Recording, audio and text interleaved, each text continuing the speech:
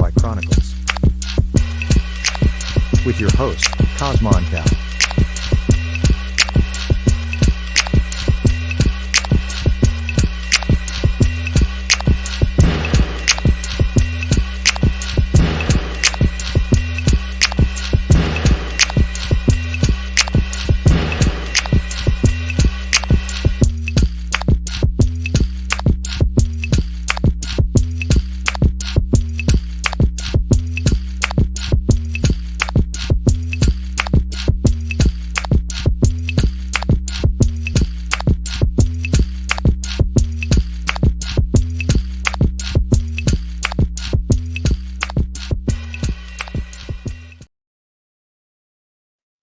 It's your hostess with the most, just burning like toast is, right back with a new series called Antquity Unveiled, revealing the pagan origins of Christianity. And to begin this series, we're going to start with one of the great Christian fathers himself. And he's going to tell you through his own words, coming back as a spirit, about his role in founding what we know today as Christianity and its texts. With no more to be said, let's take a look at the great Origene of Alexander. This is taken directly from the text of Antquity Unveiled.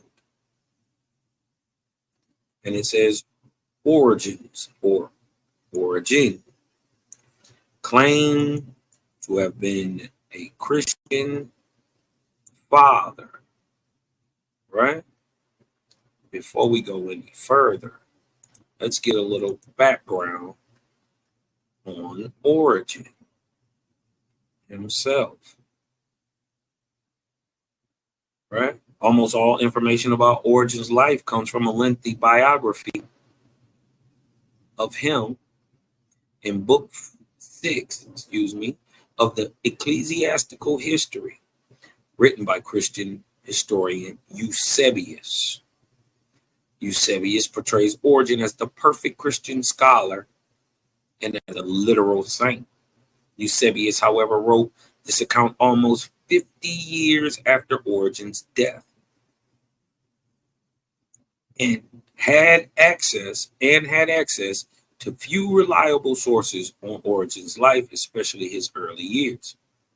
Anxious for more material about his hero, Eusebius recorded events based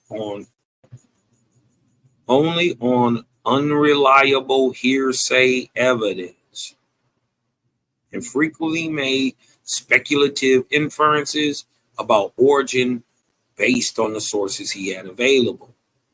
Nonetheless, scholars can reconstruct a general impression of Origene's historical life by sorting out the parts of Eusebius's account that are accurate from those that are inaccurate. Origene was born in 185 or 186 AD, 2nd century, in Alexandria. Porphyry, right, called him a Greek and educated in Greek literature. Greek literature is literature written in the ancient Greek language from the earliest text until the time of the Byzantine Empire.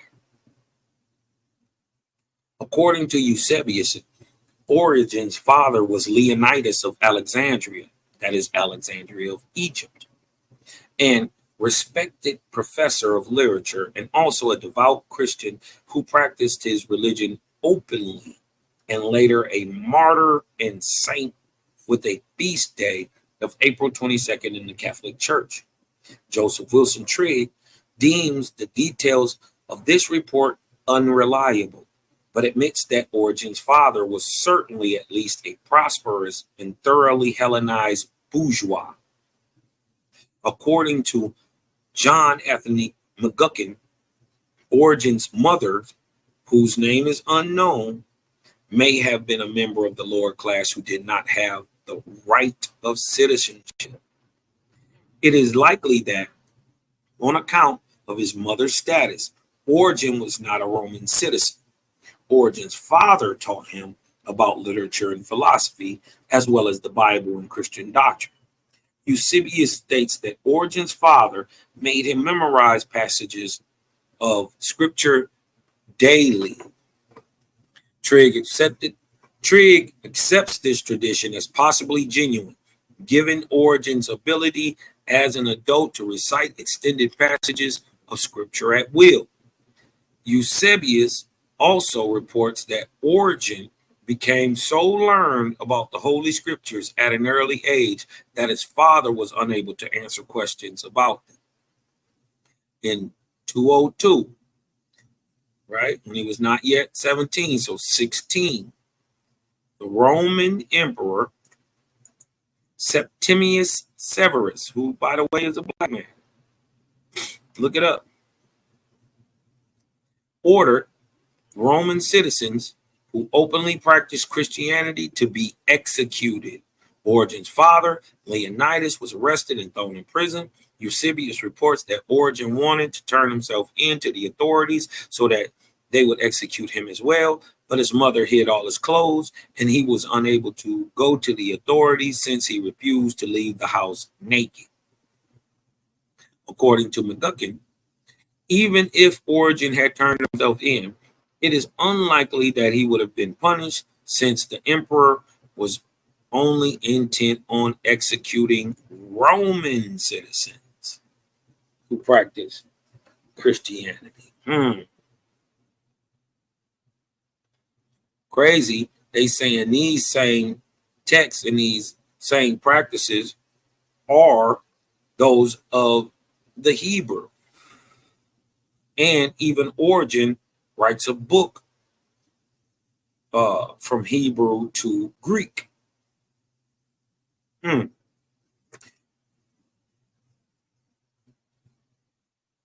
So the so-called Hebrews would be modern day Christians in fact, and so would modern day Christians be in fact Hebrew. So when they try to say, oh, we different and all that, you're actually the same. And this is proof of why you use the same text. Because in the end of the day, the God is the same. Origene's father was beheaded, and the state confiscated the family's entire property, leaving them impoverished. Origene was the eldest of 9 children, and as his father's heir, it became his responsibility to provide for the whole family. Let's get a little bit of background on Origene before we read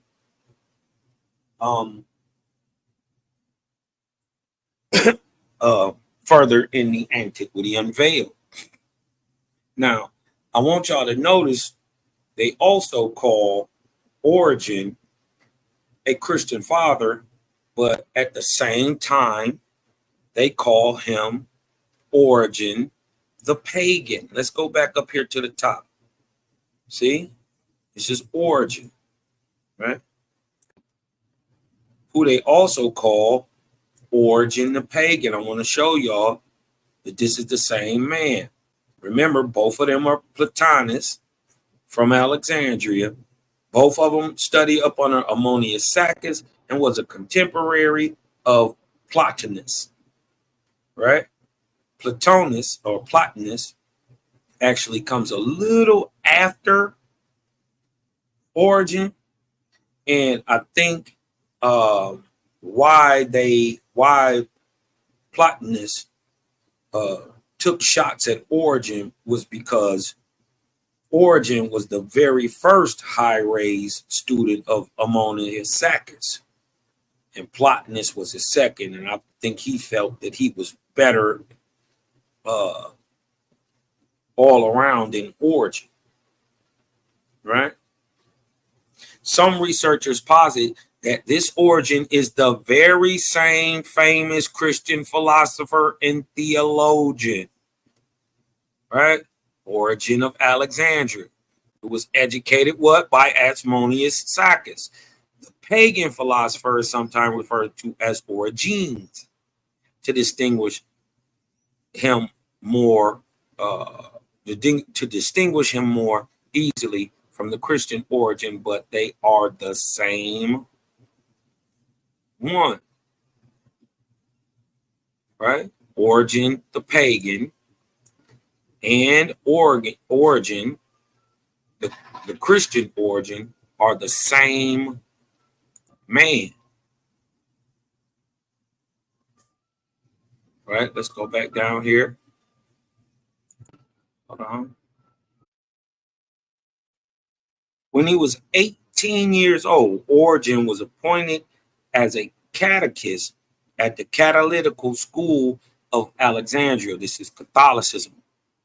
Many scholars have assumed that Origene became the head of the school, but according to McLuckin, this is highly improbable and is more likely that he was simply given a paid teaching position, perhaps as a relief effort for his destitute family, right?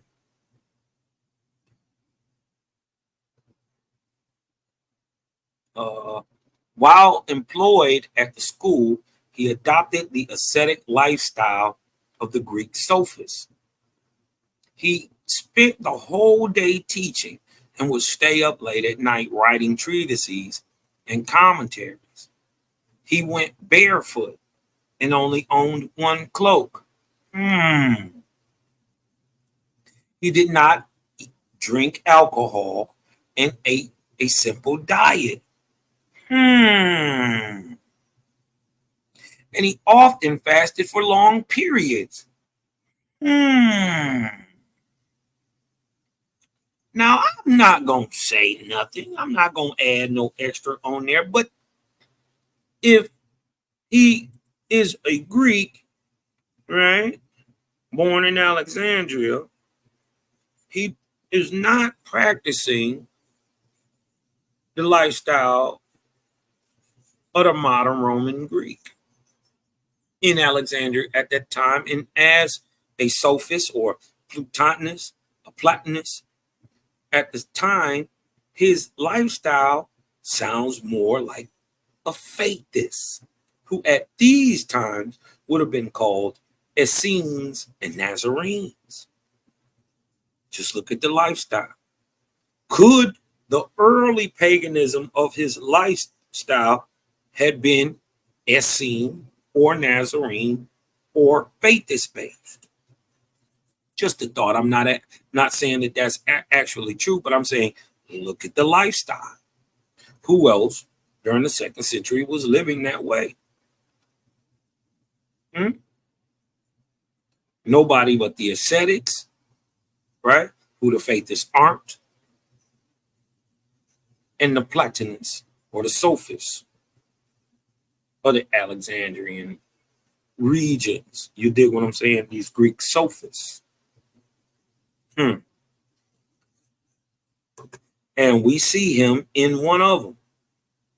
It's not a far stretch. He's there in Alexandria, right? Although Eusebius goes to great lengths to portray Origene as one of the Christian monastics of his own era, this portrayal is now generally recognized as anachronistic, which means it's out of order. According to Eusebius, as a young man, Origene was taken by a wealthy Gnostic woman, right? A wealthy Gnostic woman who was also the patron of a very influential Gnostic theologian from Antioch, who frequently lectured in her home. A Gnostic theologian from Antioch who frequented her home. Eusebius goes to great lengths to insist that, Although Origene studied while in her home, he never once prayed in common with her or the Gnostic theologian. Let's see if they got who this Gnostic theologian is. 39, McGuckin.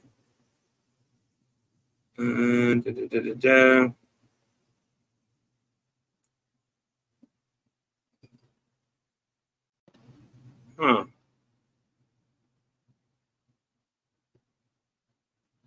Let me ask this. Y'all rock with me for a minute. Come ride with me. Y'all come ride with me for a minute. Now, quickly, this made me think of something. In Antiquity Unveiled, it makes a claim that the real so-called or the life that is attributed to the literary character Jesus is actually the true life of a man named Apollonius of Tyana. Now, one of the greatest places he teaches in is Antioch, and he is known, right, for the great oratories that he gave in Antioch. So when it says right here that according to Eusebius, as a young man, Origene was taken by a wealthy Gnostic woman who was also the patron of a very influential Gnostic theologian from Antioch, right? We know many of the works of Apollonius of Tyana were done in Antioch, same as Jesus, right? Who many claim is Apollonius of Tyana. But what I wanted to show is, where is Antioch? Right? Is it the same place where Apollonius of Tyana did his work, and where is Tyana in comparison to Antioch? Right? Just something that popped up in my head. And look what we find.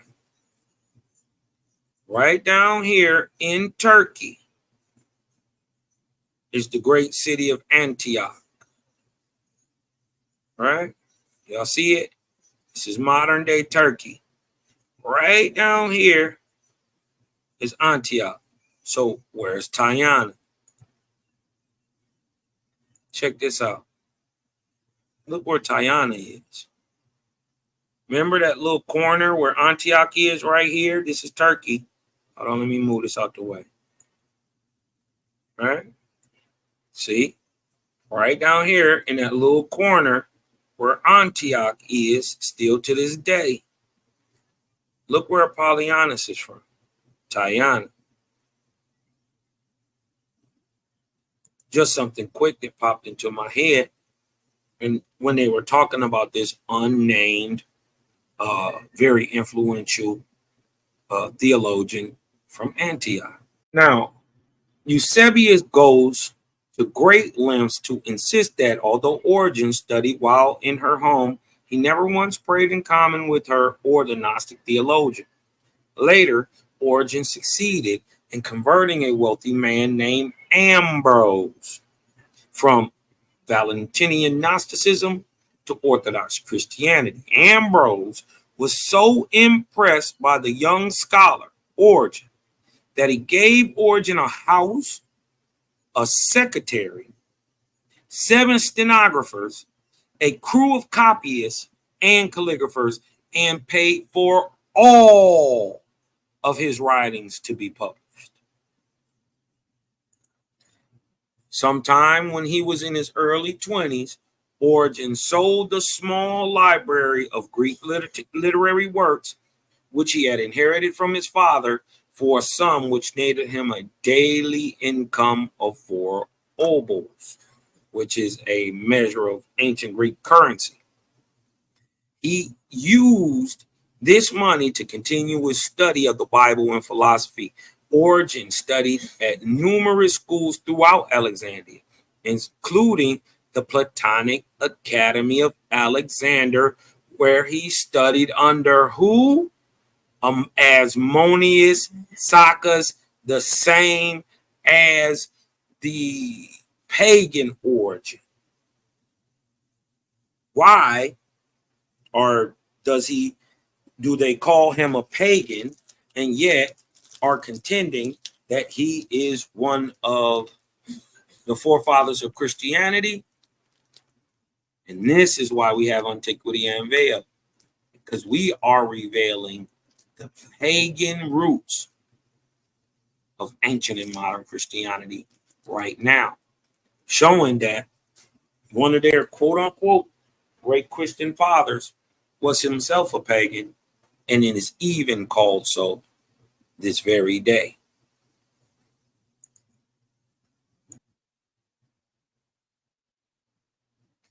So now that we have a little background on this guy, Origene of Alexander, right? Believe it or not, spirits are real.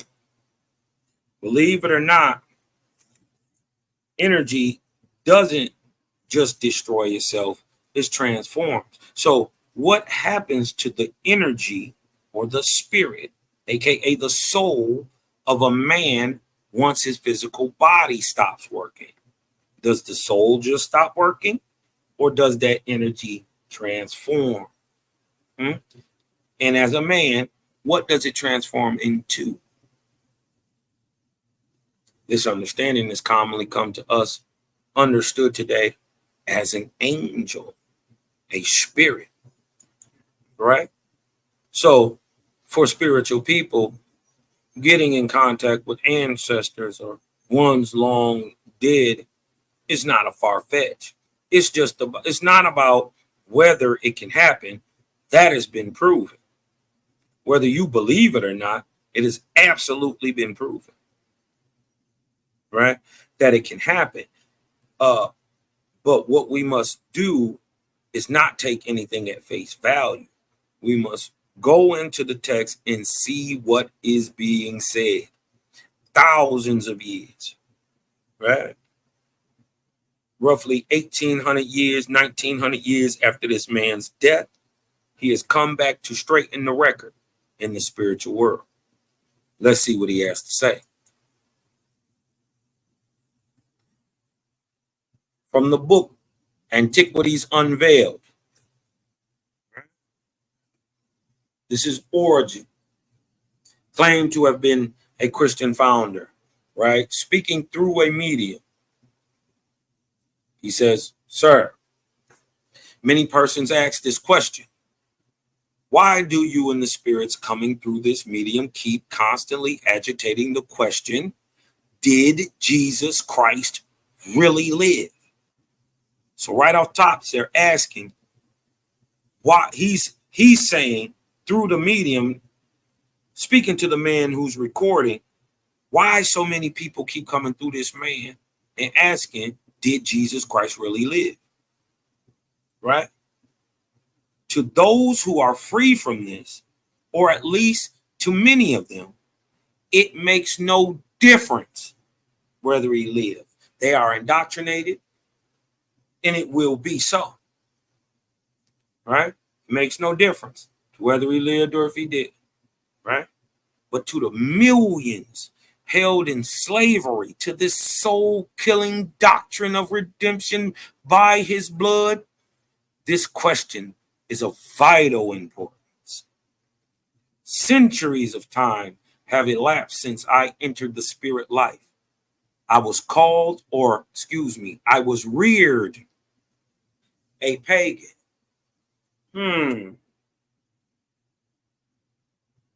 Now we understand it, why there is an Origene who they call a pagan and an Origene who they call the great Christian father. And if he is a Christian father, why is he calling this doctrine a soul-killing doctrine? I embraced this doctrine in my mortal life, but realized the foolishness of all of its teachings before I entered spirit life. Y'all hear that? He said, I was raised up a pagan. He said, but I embraced this doctrine, the Christian doctrine, in my mortal life, but realized the foolishness of all its teachings before I died. I regret that I ever wrote one sentence toward fostering and upholding the so-called Christian religion. The misfortune has been this. And when you see this, the misfortune has been this, right? That's a ancient way of modernly stating, see, what had happened was, this is the exact equivalent, right? In modern day, he says, man, I regret that I even wrote a word in this book, right? And see, what happened was, right? That's the same thing as saying the misfortune has been this, right? It's the same thing. I want y'all to understand this. So what had happened was the Christian priests have been careful to preserve everything that I wrote in favor of their religion, but they have been equally careful to destroy all my written denunciations of it, at least so far as they possibly could. I was young when I first learned of Christianity. It appealed to my ardent nature so strongly that it subjected my reasoning to a passion for religion, and especially for that religion. But as I matured in years, I became perfectly aware of the weak points of Christianity. And the more I studied it, the weaker the fabric became. And because I became an infidel, right? Because he became a non-believer in the foolish Christian teachings, I was accused by my contemporaries of having relapsed into paganism. Could this be the reason for the beef between Plotinus, right? Plotinus and Origene, right? After his time with some Ammonius Saccus, right? Huh.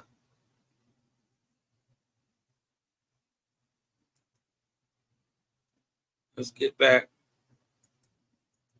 to this. By the great divine, he said, he said, I became an infidel to that foolish Christian teaching. I was accused by my contemporaries of having relapsed into paganism. This is where you get your beef from Plotinus from. By the great divine, I heartily wish I had never had anything to do with it. I am called one of the Christian fathers. He say, I deny the statement because I do not want to be understood as a father of any religion. Why? Why wouldn't you want to be the father of any religion, Origene? Tell us. Why? Because all religions. Now, quick question, is there anything outside of all? Don't all mean all, meaning to exclude nothing? Huh? Well, why don't you want to be a father of any religion, Origene? Because all religions are founded upon untruths, and they must and will all go down together. I here declare that Christianity and so-called paganism are identical. For the one is the outgrowth of the other. Christianity is the outgrowth of paganism. All the evidence I could collect in my mortal life about their so-called Jesus convinced me that no such person ever lived. Mind you, this is a man born in 185. He's saying back to 180, there is none. There is no evidence. He said, look, he said, all the evidence I could collect in my mortal life from 185 to 260s something, right? All the evidence I could collect in my mortal life about their so-called Jesus convinced me that no such person ever lived. And the crazy part is they use Origene as one of the ways to prove Jesus existed, right? But it's through the writings of Eusebius that you get Origene, right? Because they, like he said, they made it very easy to back what he had written that backs Christianity, but all the things that he wrote in the negative to Christianity, they have destroyed. And you don't get them unless you get them up out of other people's work who wrote about Origene, right? Like Eusebius. Mind you, Eusebius is writing 50 years after the death of Origene, right? He said, all the evidence I could collect in my mortal life about their so-called Jesus convinced me that no such person ever lived and turned me against the Christian religion. This is why they end up calling him pagan. He said, I could find no evidence as to the existence or place of the birth of this Jesus. So that whole idea that they're calling him Jesus of Nazareth, and Nazareth was this place that existed, it can't be backed up. It's a later Christian invention, right? It can't be backed up by data that a place called Nazareth existed in the 1st or 2nd century, when a man who was there is saying the place didn't exist.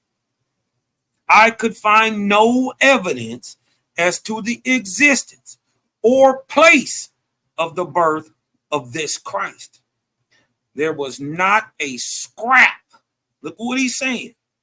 There was not a scrap of authentic evidence to be found as late as the year 180 of the Christian era. So previous to 180 AD, at least, there was no authentic evidence of the existence of this so-called Jesus Christ. How could this be when you really only supposed to be roughly 150 years from his existence? Where'd the city of his birth go? Mind you, this man is in Egypt. Also in Antioch. He would have had to pass. You dig what I'm talking about? He would have had to pass with this mythical Nazareth place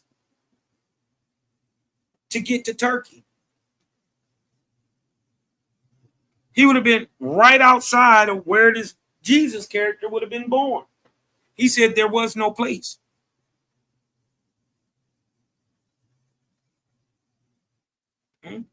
There was not a scrap of authentic evidence to be found as late as the year 180 of the Christian era that afforded any reliable information in relation to this so-called Jesus Christ. The whole of the narratives in relation to such a person were derived from the Greeks and Egyptian god makers. Hold on. The narrative in relation to Jebus being a person, right, was derived from the Greek and Egyptian god makers. I believed as a mortal and as a spirit, I now know to be the fact.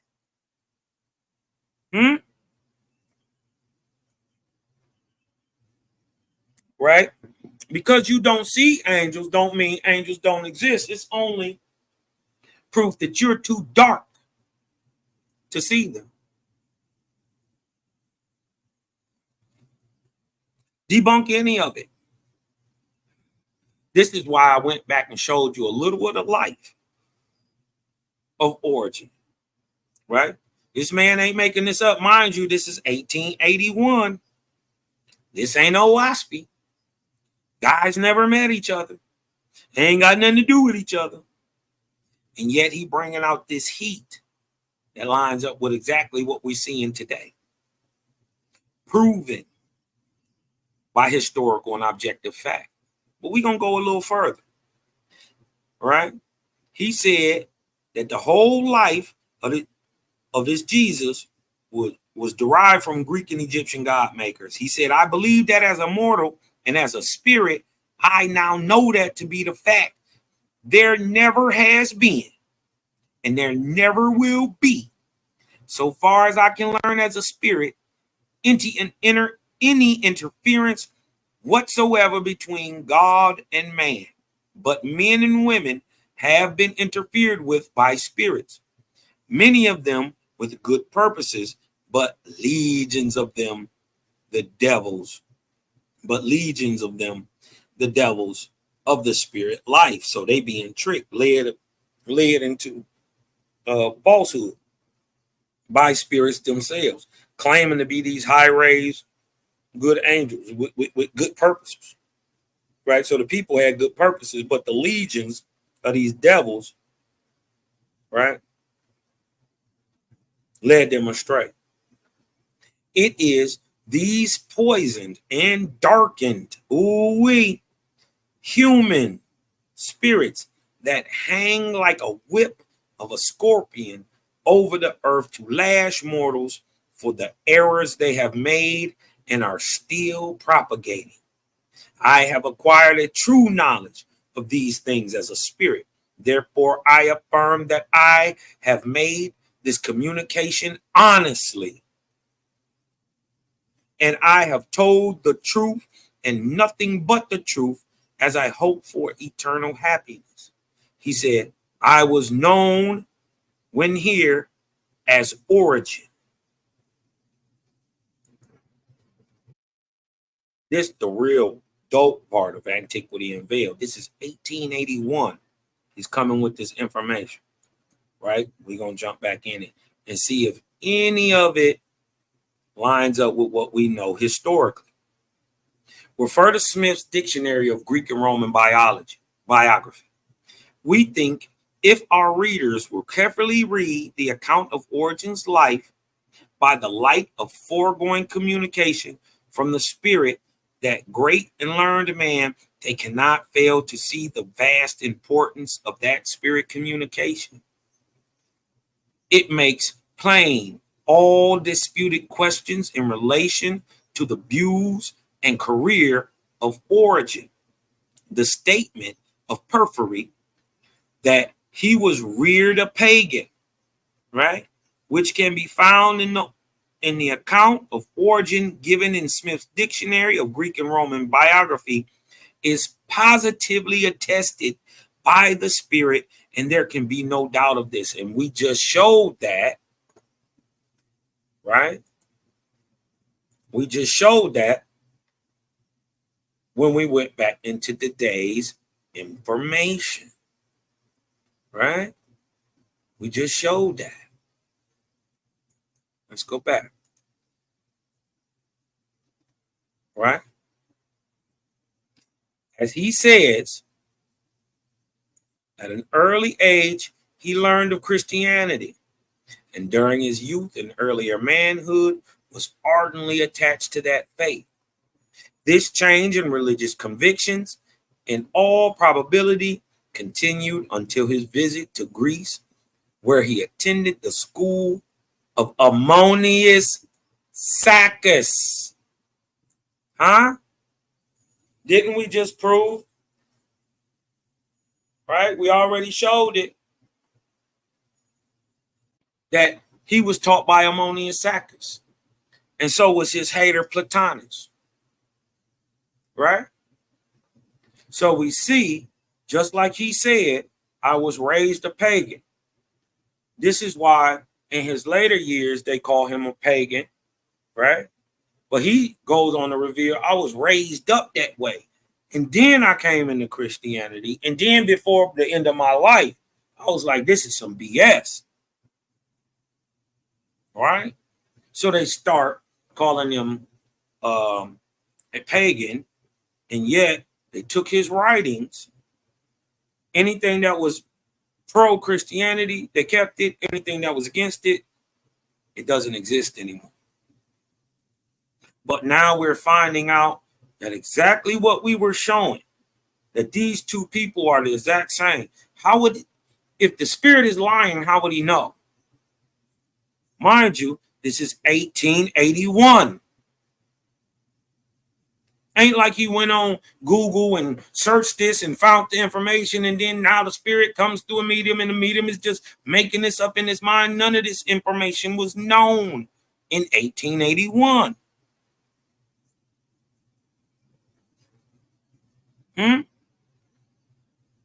It is only by the avid reading and how the world has been made small by social media and the internet that we're able to even recall up all this ancient data at a snap of a finger to prove what the spirit is saying in 1881 is correct.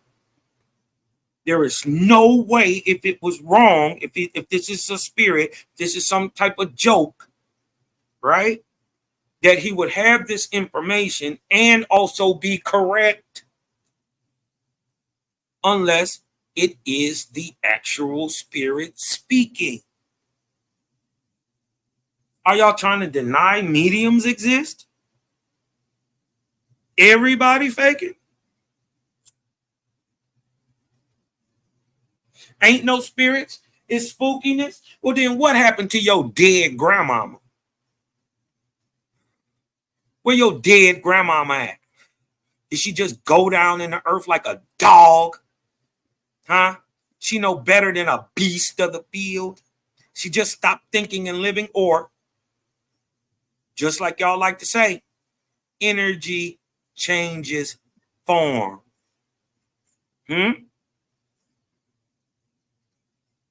You trying to tell me grandma ain't a spirit? She not an angel in heaven? I bet you won't say it.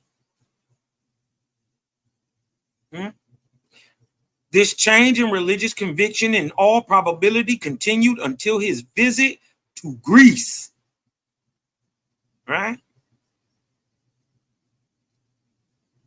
Where he attended the school of Ammonius Saccas, the follower of the founder of eclecticism, PAGAN of Alexandria, after which time he no doubt adopted the teachings of Ammonius, who was himself a spiritual medium, and addressed his hearers while entranced, as do our modern mediums. This is what we're getting the message from now.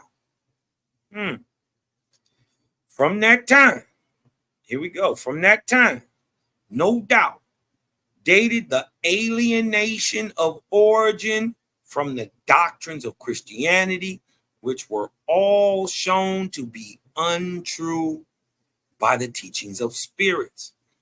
From that time forward, Origene was no more a Christian than was Ammonius Saccas. Although he ranked among the fathers of Christianity, for the Christian church to claim Origene as one of the greatest lights is a desperate resource. Let me read that again. They grasping for straws. Why? Because for the Christian church to claim Origene as one of its greatest lights is a desperate resource. View the matter in any light we may. But such was the piety of, such was the paucity of evidence for the first 200 years of the Christian era that the Christian priesthood were glad to avail themselves of such writings of the excommunicated and heretical Origene as they could turn to their account, while all the rest of the voluminous writings of his mature life have been carefully destroyed or conveniently lost. Ain't that what the Spirit said they did? How is that happening in real life? How does he know?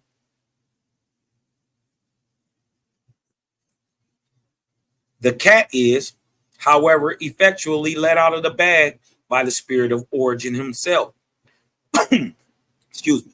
Who says he lived for many years an infidel to the Christian faith and died so, after satisfying himself by the most thorough researches that there was no more truth in it than in paganism, both being identically the same.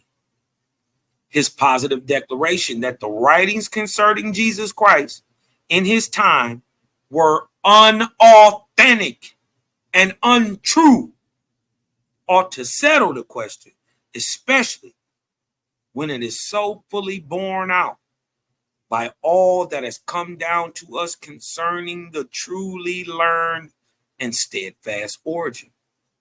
That Origene did not know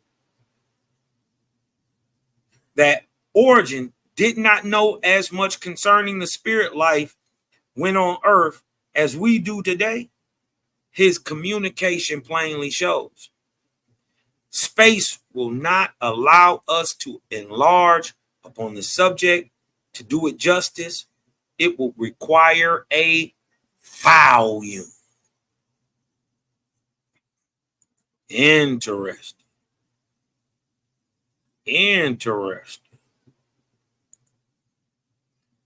Right? Now, let's go back and read this. Sometime in his early 20s,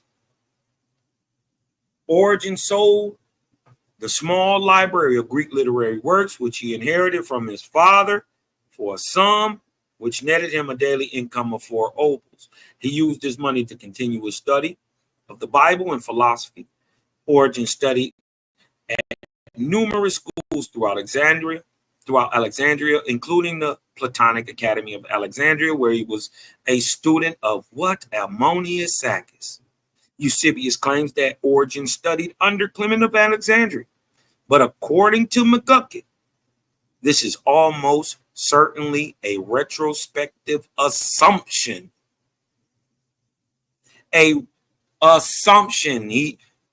Eusebius wants him. It would be great if he studied under Clement. But McGuckin said this is certainly a respective assumption based on the similarity of their teachings. But Origene rarely mentions Clement in his own writings, right? And when he does, it is usually to correct him, right? We're not going to get into the alleged castration story because we don't believe that's true. But you dig what I'm talking about? We just wanted to show you some of the pagan origins of Christianity. With that being said, Breathe in. Let the light in, because I'm Cosmon, and I'm out.